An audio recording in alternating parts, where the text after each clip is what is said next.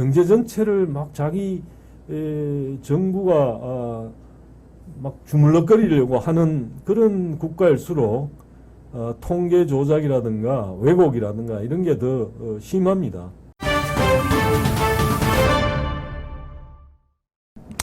여러분들 뭐 요즘 또 통계 조작 문제로 매우 시끄러운데요. 여러분들은 뭐 통계라는 조작 그러니까 사실은 통계라는 게 무슨 뭐 조작이 어떻게 가능하겠나 이런 생각이 들고 그리고 우리나라에 이게 처음에 제가 뉴스를 접했을 때 깜짝 놀랐어요. 아무리 그렇지만 통계를 어떻게 조작할 생각을 했나. 이게 그런 내용이 있습니다. 예를 들어서 제가 컬럼에도 썼습니다만은 예컨대 근원물가라는 게 있어요. 근원물가지수. 근원물가지수라는 거는 예를 들면 농산물 가격이라든가 그 다음에 에너지 가격, 뭐 원자재 이런 거 그런 것들은 그 가격 변동이 비교적 크기 때문에 흉년 뭐 혹은 농사가 잘 됐을 때 뭐 등등 이게 에너지 가격도 또 그렇고 이런 변화가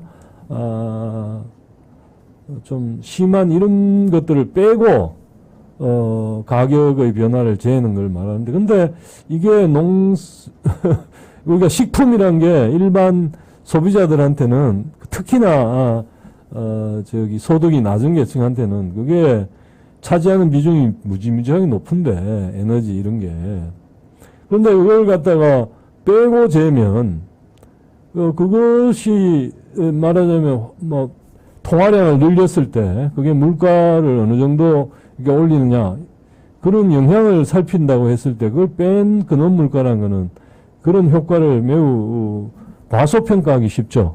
낮게. 그런 점에서 예를 들면 뭐 근원물가지수 그게 뭐 말도 국민들이 좀 빨리 이해하기 어렵고 그런 그걸 동원해야 얘기를 하면 사람들이 그리고 실제 목적이 그런 효과 통화량 증가가 그게 어느 정도 효과를 미치느냐 그걸 할 때 일반 소비자 물가 지수가 아니고 그런 근원 물가 지수 뭐 이런 걸 들고 나와서 얘기하면 사람들이 혼란을 일으키기 쉽죠. 예컨대 그 정도 뭐 조금 다른 거 꺼내가지고 하면 그건 또 지적하면 되는 거고 그런데 통계 조작이라는 건 완전히 또 다른 문제인데 이게 참 문제가 심각합니다 진짜. 도인이 말씀하셨네. 부동산 통계 조작으로 부동산 공시 집값이 상향하니까 다시 조정도 가능할까요?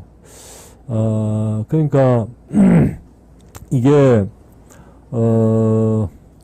지금 조정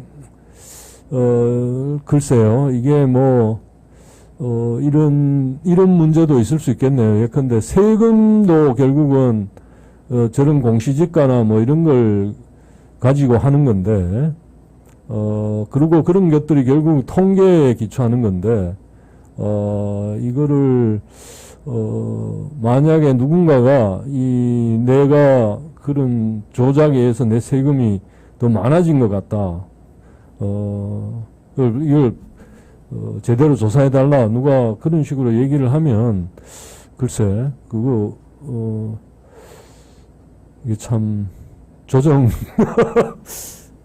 원칙적으로 생각할 때는 만약에 무슨 문제가 있었으면 조정되는 게 맞는데 그게 가능한지는 제가 빨리 그걸 정확한 답을 드릴 정도로 그 과정에 대해서는 잘 정확하게 알고 있지는 못한데 상식적으로 생각할 때는 그런 통계상의 문제가 그 공시지가나 이런 데도 책정이 되는데 영향을 줬다면 그리고 그걸 보여줄 수 있다면 그것도 조정 가능해야 맞다는 생각은 듭니다. 예. 박경려 님도 오셨네요. 예. 어쨌든, 지금 이제, 이런 식으로 하게 된 게 결국은, 여러분 잘 아시다시피 소득 주도 성장이 요새 뭐 줄여서 소주성이라 그러잖아요. 그 소득 주도 성장이라는 게 별게 아니고, 여러분들 전통적인 경제학에서는 사람들이 소득을 얻잖아요. 소득을 얻고, 그러면 이게 정부가 가끔씩 재분배 정책을 펼치죠. 예를 들면 조금 소득이 높은 사람한테는 세금을 더 누진적으로 더 매기고, 낮은 사람들은 면제해 주거나 뭐 아니면 아주 낮은 세율을 매기고, 소득세 경우에 그런 식으로 해서 이제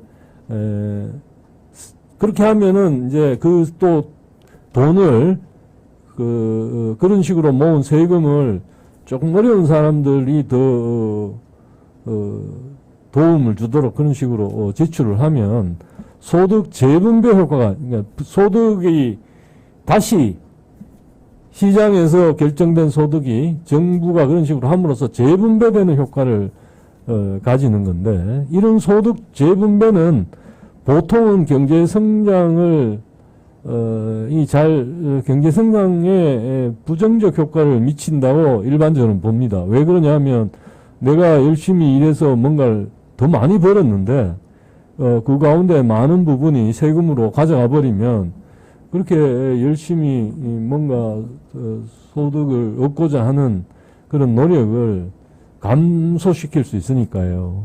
그런 식으로 생각을 해서 이제 소득 재분배는 그런 효과를 미친다고 보는 건데, 소득 주도 성장이란 거는 어떤 식 이야기냐 하면 오히려 정부가 어떤 지출을 해가지고 소득을 계층에 소득을 높여주면 그게 성장에 재분배적인 어떤 그런 걸 하더라도 소비를 그 사람들이 더 많이 소비하고 그게 또 투자로 이어지고 뭐 이런 식으로 해가지고 성장이 될 수 있다는 그런 아이디어를 바탕으로 한 건데, 사실은 전통적인 경제학하고는 좀 이게 거리가 있는 주장이죠. 그런 주장이고, 그래서 옛날에 그러니까 임금을 더 많이 주면 생산성이 올라간다, 그 비슷한 이야기인데 그런 이론도 있었는데, 실은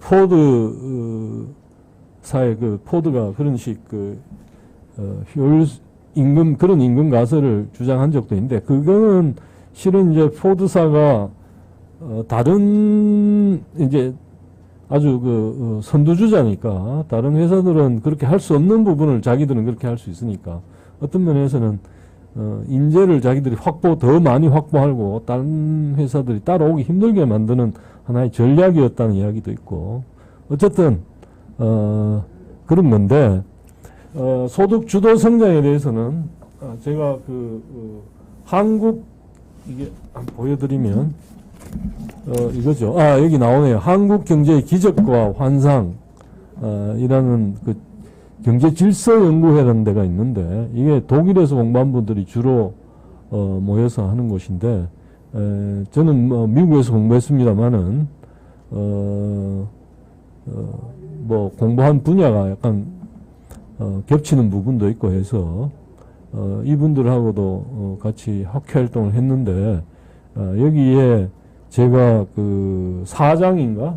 사장일 겁니다. 사장에 142페이지인가 그런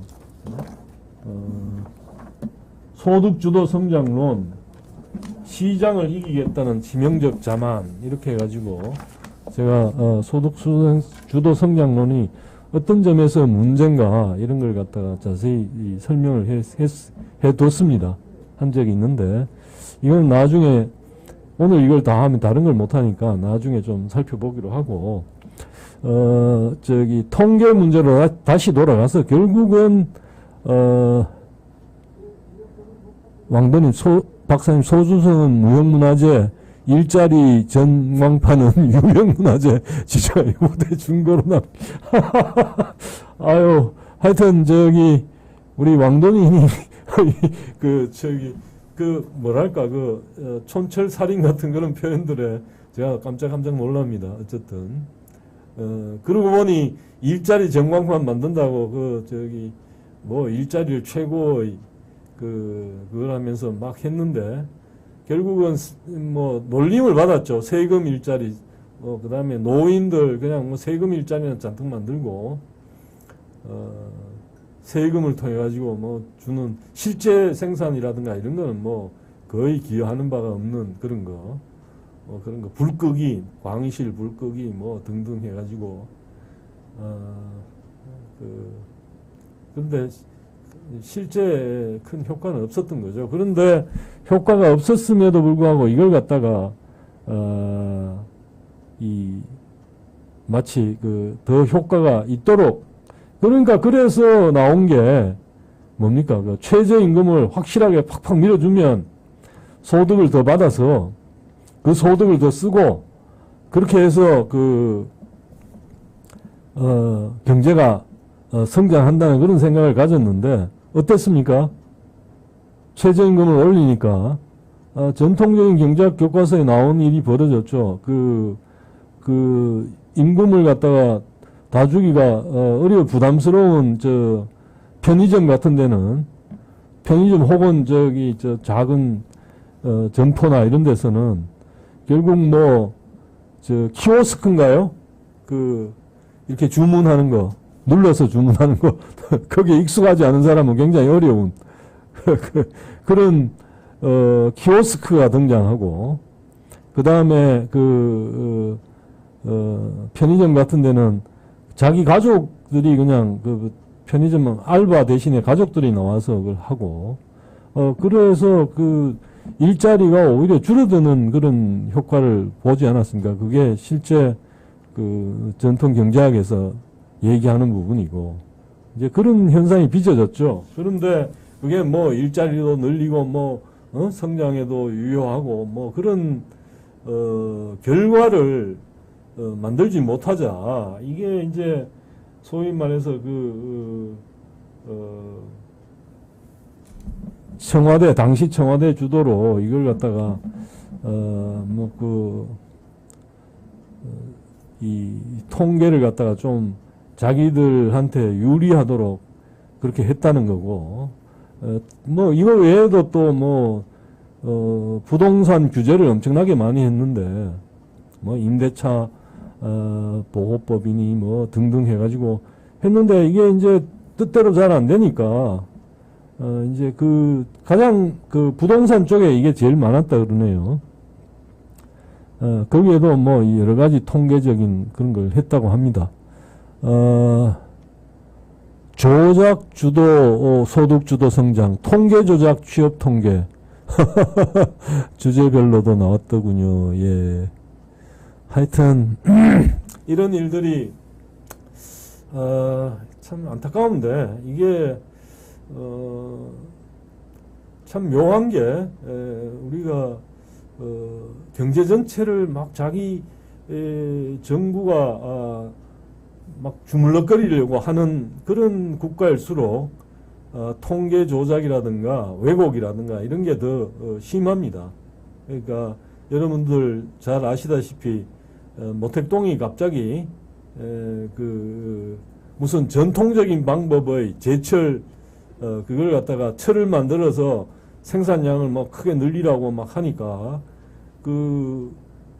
생산량을 집계를 해가지고 그냥 충족을, 할당량을 충족 못하는 데는 또 굉장히 처벌을 또 강하게 하고 이러니까 그걸 맞추기 위해 갖고 멀쩡한 농기구를 갖다가 다 녹이고, 그렇게 해서 철을 갖다가 영 질이 나쁜 철을 많이 생산했는데, 그 많이 생산하면 뭐합니까? 아무 쓸모가 없는데.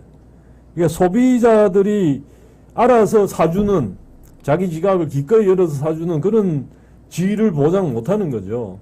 이제 여러분 옛날에 미국의 농부들이 구소련 농장을 가보고 깜짝 놀랐다 그러는데, 그 내용이 뭐냐면 그 농장에서 야채나 과일 이런 것들을 이렇게 박스에 담는데, 그걸 성한 채소하고 상한, 그러니까 상해서 이게 무르게 된 그런 채소 가리지도 않고 막 섞어서 담는 걸 보고 미국 농부들이 기겁을 했다 그럽니다.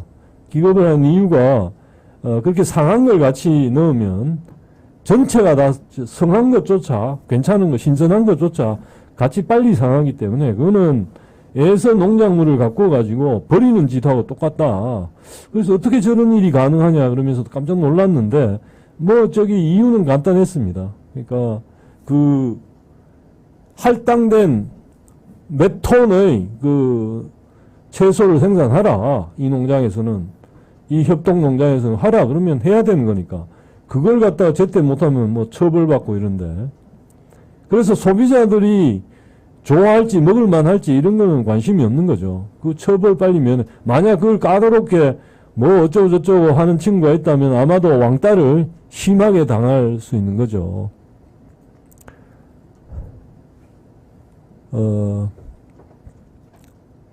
그래서 이제 그 소비자들의 그 선호 내지는 후생과 상관없이 그냥 생산량을 갖다가 막 그냥 확대하고 하고자 했던 그런 어떤 정부가 다 주물려, 그거는 굉장히 이거 대표적인 그런 거지만 그런 데일수록 그 통계를 갖다가 조작하고자 하는 요인이 많았고, 그래서 그런 것들이 심하게 벌어졌는데, 중국도 아까 말씀드린 그런 문제가 있었고, 그게 또 여전히 좀 남아가지고 중국의 GDP 통계 같은 거는 제대로 리커창인가요? 그 총리조차도, 자기조차도 그걸 못 믿어서 뭐 몇 가지 있는데, 전력 사용을 얼마나 했느냐, 화물 수송이 얼마나 됐느냐, 그 다음에 또 은행 대출, 투자를 위해서 은행 대출이 얼마나 증감을 했느냐, 이런 것들을 보고 나름대로 그 생산, 그러니까 경제 활동이 어느 정도 수준이었다고 판단한 게 오히려 낫다. 그래가지고 그걸 세계의 지수라 그랬다 그러지 않습니까? 나름대로 오히려 그게 더 믿을 만하다. 그렇게 말할 정도였으니까. 그러니까 신뢰를 못 받는 건데, 이 뉴스는 결국 우리나라도 자칫 잘못하면 그런 대접을 받게 될 수 있는 그런 거니까, 참 왜 이런 일까지 벌였는지 참 답답합니다. 그러니까 어쨌든 이게 이런 게 좀 앞으로 이게 좀 더 이상 이걸 잘 말하자면 그 제대로 이런 일이 앞으로 벌어지지 않도록 정확하게 조사하고 정말 압력을 넣어서 그런 식으로 통계를 만약에 바꾸었다면, 그게 밝혀지면 거기에 뭐 합당한 어떤 벌을 받아야겠죠. 이건 사실은 학문이라든가 그 사회가 제대로 발전하기 위해서는 기본적으로는 이런 조작이라든가 이런 걸 해서는 안 되고, 그리고 실제 뭐 통계를 만들어서 이걸 막 전체를 관리하려고 하는 것보다는 사실 각자가 필요한 통계는 민간들이 그 데이터, 전체 데이터를 가지고 잘 그 필요한 것들을 뽑고, 시장 경제의 아주 강점 중 하나는 화폐 단위로 계산할 수 있는 부분이 많다는 점인데, 그걸 갖다가 잘 자기들에 맞게 잘 계산을 하니까, 그렇지 못한 경제에 비해서 그래서 시장을 잘 활성화시키면 그를 통계를 만들어 갖고 자꾸 주무를 필요 자체가 줄어든다는 말씀을 드리고 싶습니다.